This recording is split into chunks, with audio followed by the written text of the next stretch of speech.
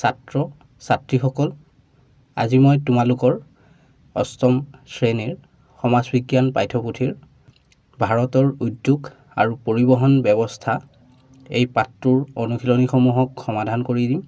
গতিকে ভিডিঅ'টো শেষলৈকে চাই যাবা আৰু এতিয়ালৈকে যদিহে চেনেলটো ছাবস্ক্ৰাইব কৰি লোৱা নাই কৰি লোৱা, কাৰণ তোমালোকৰ এনেধৰণৰ ভিডিঅ'বোৰ ইয়াতে পাই থাকিবা। অনুশীলনী তোমালোকৰ 1 নম্বৰ অনুশীলনীটোত দিয়া আছে যে চমু উত্তৰ লিখা। ক আকৰিক লো কেঁচামাল হিচাপে ব্যৱহাৰ হোৱা এবিধ উদ্যোগৰ নাম লিখা। ইয়াৰ উত্তৰত তোমালোকে এনেদৰে লিখিবা যে আকৰিক লো কেঁচামাল হিচাপে ব্যৱহাৰ হোৱা এবিধ উদ্যোগৰ নাম হ'ল লো তীখা উদ্যোগ। তোমালোকৰ খ প্ৰশ্নটো দিয়া আছিল যে এবিধ ইন্ধন খনিজৰ নাম লিখা। ইয়াৰ উত্তৰত তোমালোকে লিখিবা যে এবিধ ইন্ধন খনিজৰ নাম হ'ল কয়লা। তোমালোকৰ গ প্ৰশ্নটো দিয়া আছিল যে ভাৰতৰ এখন কপাহ উৎপাদনকাৰী ৰাজ্যৰ নাম লিখা। ইয়াৰ উত্তৰত তোমালোকে লিখিবা ভাৰতৰ এখন কপাহ উৎপাদনকাৰী ৰাজ্যৰ নাম হ'ল গুজৰাট। তোমালোকে মহাৰাষ্ট্ৰ বুলিও লিখিব পাৰা। তো ইয়াত এখনৰ নাম লিখিব দিছিলে, সেইকাৰণে মই ইয়াতে গুজৰাট বুলি লিখিছোঁ। যিকোনো এখনৰ নাম লিখিলে হ'ব, মহাৰাষ্ট্ৰ বা গুজৰাট। তোমালোকৰ ঘৰ প্ৰশ্নটোত দিয়া আছিল যে ভাৰতত আটাইতকৈ অধিক পৰিমাণে ব্যৱহৃত পৰিবহণ সেৱাবিধৰ নাম লিখা। ইয়াৰ উত্তৰত তোমালোকে লিখিবা যে ভাৰতত আটাইতকৈ অধিক পৰিমাণে ব্যৱহৃত পৰিবহণ সেৱাবিধৰ নাম হ'ল ৰেল পৰিবহণ। তাৰপিছত আহিছোঁ তোমালোকৰ 2 নম্বৰ অনুশীলনীটোলৈ। ইয়াত দিয়া আছিল যে শুদ্ধ উত্তৰটো লিখা। ইয়াত তিনিটাকৈ বিকল্প দিয়া হৈছে। এই বিকল্পবোৰৰ পৰা যোনটো শুদ্ধ বিকল্প, আমি সেই বিকল্পটো বাছনি কৰি উত্তৰটো লিখিব লাগে। তো মই ইয়াত শুদ্ধ বিকল্পটো বাছনি কৰি দিম, তোমালোকে লিখি ল'বা। কটোত দিয়া আছে অভ্ৰ উৎপাদনত ভাৰতৰ স্থান পৃথিৱীৰ ভিতৰত। ইয়াত হ'ব এই প্ৰথম স্থান মানে। এবাৰ খটো চাইছোঁ, ভাৰতত প্ৰথমে ৰেল চলিছিল। এইটো হ'ব এই গটো শুদ্ধ হ'ব 1853 চনত। এই শুদ্ধ উত্তৰটো লিখিবা তোমালোকে। তাৰপিছত গটো চাইছোঁ, ভাৰতৰ দীৰ্ঘতম ৰাষ্ট্ৰীয় ঘাইপথটো হ'ল 1 নং ৰাষ্ট্ৰীয় ঘাইপথ, 2 নং ৰাষ্ট্ৰীয় ঘাইপথ, 44 নং ৰাষ্ট্ৰীয় ঘাইপথ। এই গটোৱে হ'ব শুদ্ধ উত্তৰটো। এবাৰ চাইছোঁ ঘটো, ভাৰতৰ আটাইতকৈ বেছি পথৰ ঘনত্ব থকা ৰাজ্যখন হ'ল অসম, কেৰেলা, অন্ধ্ৰপ্ৰদেশ। ইয়াৰ শুদ্ধ উত্তৰটো হ'ব কেৰেলা। এইবাৰ আহিছোঁ তোমালোকৰ 3 নম্বৰ অনুশীলনীটোলৈ। ইয়াত দিয়া আছিল উত্তৰ লিখা। ক ভাৰতৰ প্ৰধান খনিজ বলয়সমূহ কি কি? অসম কোনোবা খনিজ বলয়ত অন্তৰ্ভুক্ত হয়নে? ইয়াৰ উত্তৰত তোমালোকে এনেদৰে লিখিবা যে ভাৰতৰ প্ৰধান খনিজ বলয়সমূহ হ'ল 1 উত্তৰ পূব উপদ্বীপীয় বলয়, 2 মধ্য বলয়, 3 দক্ষিণ বলয়, 4 দক্ষিণ পশ্চিম বলয়, 5 উত্তৰ পশ্চিম বলয় আৰু 6 উত্তৰ পূব তৈল বলয়। অসম উত্তৰ পূব তৈল বলয়ত অন্তৰ্ভুক্ত।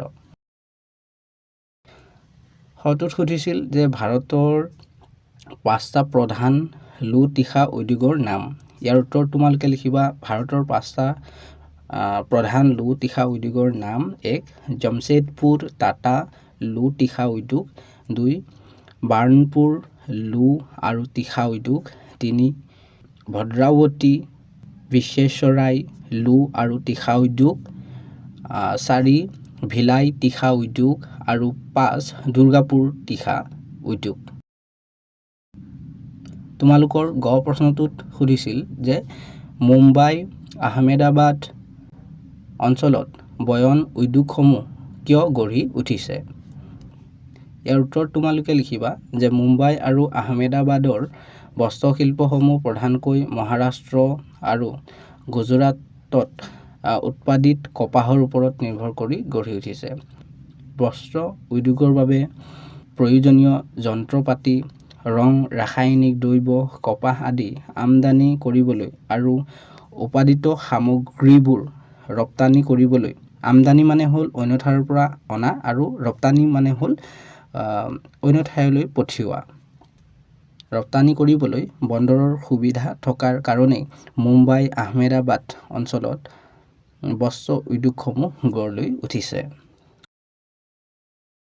এইবাৰ আহিছোঁ তোমালোকৰ 4 নম্বৰ অনুশীলনীটোলৈ। ইয়াত সুধিছিল যে বিজ্ঞান আৰু প্ৰযুক্তিবিদ্যাৰ প্ৰয়োগে স্থল, জল আৰু বায়ু পৰিবহণৰ ক্ষেত্ৰত কেনেধৰণে পৰিৱৰ্তন আনিছে লিখা। ইয়াৰ উত্তৰ তোমালোকে এনেদৰে লিখিবা যে অতীজত মানুহে এঠাইৰ পৰা আন ঠাইলৈ খোজকাঢ়ি অথবা হাতী, ঘোঁৰা, গাধ, ম'হ আদি জন্তুৰ সহায়ত অহা যোৱা কৰিছিল। জলভাগত নাৱেৰে মানুহ আৰু বস্তু বাহিনী কঢ়িয়াইছিল। বিজ্ঞান আৰু প্ৰযুক্তিবিদ্যাৰ জৰিয়তে লাভ কৰা সাফল্যৰ বাবে স্থল, জল আৰু আকাশ তিনিওটা ক্ষেত্ৰতে উন্নত পৰিবহণ ব্যৱস্থা সম্ভৱ হৈ উঠিছে। স্থলপথত অত্যাধুনিক সুবিধাযুক্ত গাড়ী মটৰ, ৰেলগাড়ী, জলপথৰে বিভিন্ন সুবিধাযুক্ত জাহাজ, যন্ত্ৰচালিত নাও আৰু আকাশী পথেৰে আকাশীযান আদি ব্যৱহাৰ কৰা হৈছে। এইবাৰ আহিছোঁ তোমালোকৰ 5 নম্বৰ অনুশীলনীটোলৈ। এই 5 নম্বৰ অনুশীলনীটোত তোমালোকক সুধিছিল যে পৰিবহণ ব্যৱস্থা দেশ এখনৰ শিৰা উপশিৰা স্বৰূপ। কথাষাৰৰ সমৰ্থনত 3টা যুক্তি আগবঢ়োৱা। ইয়াৰ উত্তৰ তোমালোকে লিখিবা ক পৰিবহণ ব্যৱস্থাই দেশৰ প্ৰগতিত দিশ নিৰ্ণায়কৰ ভূমিকা লয়। খ যোগাযোগ, যাতায়ত আৰু মানুহৰ মাজত আন্তঃসংযোগী পৰিবহণ ব্যৱস্থা দেশৰ শিৰা উপশিৰা স্বৰূপ। গ আমাৰ ভাৰতৰ দৰে এখন বিশাল দেশৰ উন্নয়নৰ ক্ষেত্ৰত পৰিবহণ ব্যৱস্থাই গুৰুত্বপূৰ্ণ ভূমিকা পালন কৰি আহিছে। তো মৰমৰ ছাত্ৰ ছাত্ৰীসকল, আজিৰ ভিডিঅ'টো ইয়ালৈকে আছিল। তোমালোকৰ সমাজ বিজ্ঞান পাঠ্যপুথিৰ অন্য পাঠবোৰৰ অনুশীলনীসমূহৰ ভিডিঅ'বোৰৰ লিংকবোৰ এই ভিডিঅ'টোৰ তলতে পাই যাবা। ইয়াতে ক্লিক কৰি চাই ল'ব পাৰিবা। আৰু এতিয়ালৈকে যদিহে চেনেলটো ছাবস্ক্ৰাইব কৰি লোৱা নাই, কৰি লোৱা, কাৰণ তোমালোকৰ এনেধৰণৰ ভিডিঅ'বোৰ ইয়াতে পায়ে থাকিবা। ভিডিঅ'টো ইয়াতে সমাপ্ত কৰিছোঁ। ধন্যবাদ।